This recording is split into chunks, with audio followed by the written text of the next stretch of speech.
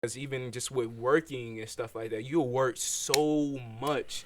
Like you'll work so much, especially like if you in a 9 to 5 or something. Like you'll put in hours and feel like you know that you're there more than you're, you know, at home in a way. Just like Yeah. made me think like with school too. Like we was at school way more than we was at home, and trying to you know, be with our families or doing school other than what we were supposed to be doing, like trying to improve ourselves, like just with self improvement. And it just made me think like it's like definitely is money like a distraction, and we definitely need it. Like we need it in this lifetime. It's 2020 where money is flashing our faces like all the time, and it's made like it's the bigger thing and stuff like that. And that's why I always try to go back to. I was like, should I do what I want to do? What should I do? What I love to do, or should I do what makes the most money? You know, and I hate that I had to even think about that. You know, Yeah, it's a I hate, choice. yeah, I hate that I even have to think about things like that. You know, why can't I just do what I love to do in this lifetime, and and when I'm gone, I'm gone. You know, I did Yeah. what I wanted to do, but you know, you have to do a lot of things that you don't want to do to get be in this Yeah. rat race in I a way. hate that, man. Yeah, yeah, all them things we gotta do. We just shouldn't have to do all this. Like, it's not even that, like, it's a task, but it's just that the obstacle of money. Like, just because I don't have the resources or I'm not in an environment where I can make a certain amount of money, I don't like that that's possible. Like, it shouldn't be possible for me to be like, let's say I want to be like some type of painter or something, but they don't get paid as much. So like, let's say you a kid and you trying to be a painter, but like you gotta live, like you gotta eat, and you can't afford that doing painting. Like, that shouldn't be the case. Just cause you don't have a certain amount of money. Hmm. Cause you probably a great artist, and there's probably people who love your work. But like, if money is literally just in the way, like you probably can't afford the right paintbrushes. You probably can't afford to take a ride to take you to the place you need to go to sell your paintings. It's just so much in the way. And I guess some people, and then at the same time, you could use that to be like a motivational thing to where like, oh, I gotta do this. I'm gonna do this to get money. I'm gonna work here. I'm gonna work. But at the same time, like, I shouldn't have to do this hard just to work for money. I should just do what I want to do. I shouldn't have to work a 9 to 5 just to get a certain amount of money for something else to pay my bills. And it just keeps going up and up on money. Like, it's people out here with this amount of money, but they're not spreading it to none of us. Like, it's all selfish. It's give me, give me, give me. It's all give me, give me, give me. It's not even real. When Hmm. you die, it don't go with you. None of it goes with you. You might leave it for your family or something, but that's it. Like, what are you really doing out here to help people? That's all that really Yeah. matters. It, it's just in this lifetime of just this reality that we live in. I know that we give so much things value. You know, we give certain things value to where it's like a pair of shoes or something like that, or a T-shirt. You know, we these things are value to us. Like we have to have these things, and it makes us in a way like, you know, that we need the money for it. You know, in a way. So it's really just like a whole circle at the end of the day, and it's just Full whatever circle. whatever lane. Full circle. It's whatever lane that you want to live in. You know, that's why I like especially I don't care for labels, but like I like how the minimalist and the minimal lifestyle is to where the only things that they have is what they need. You know, they Right.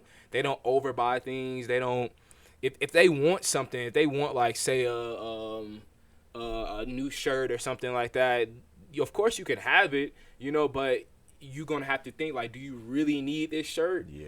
And it's just with that way, you just have to be smarter with your money and I do want to just get more in depth of how just being trying to lead to this financials at least stability in your life to where you can have money management because it's just we need money in this lifetime. It's like no really way around it, you know, and it just makes me think like, man, like what can we exchange or how can we build a new community to where um we don't need money as much. We don't Yeah. we don't really need like or the economy shifts or something like say you can go in to get paintbrushes for like $5 and it usually costs $5, but you live in this new community where paintbrushes is like 1 penny.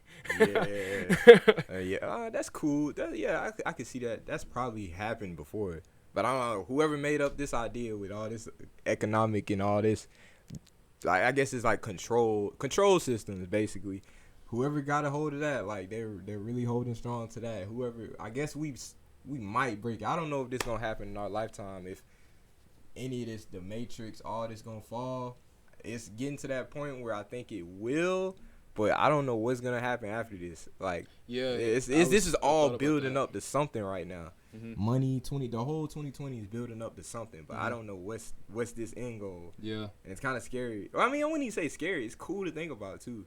It could be scary, but at the same time, it's necessary. Yeah, it is necessary, and just going back to that, everything happens for a reason. Like the decisions that you make, the decisions that the world is going into, like people turning down the vaccines and stuff like that.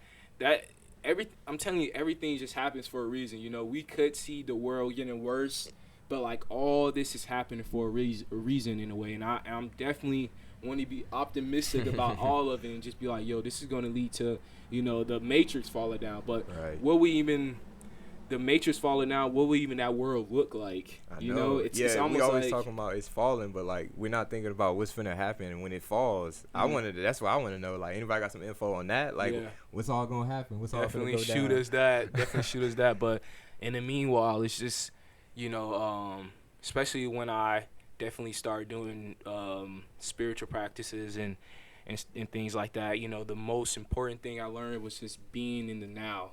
Just being present.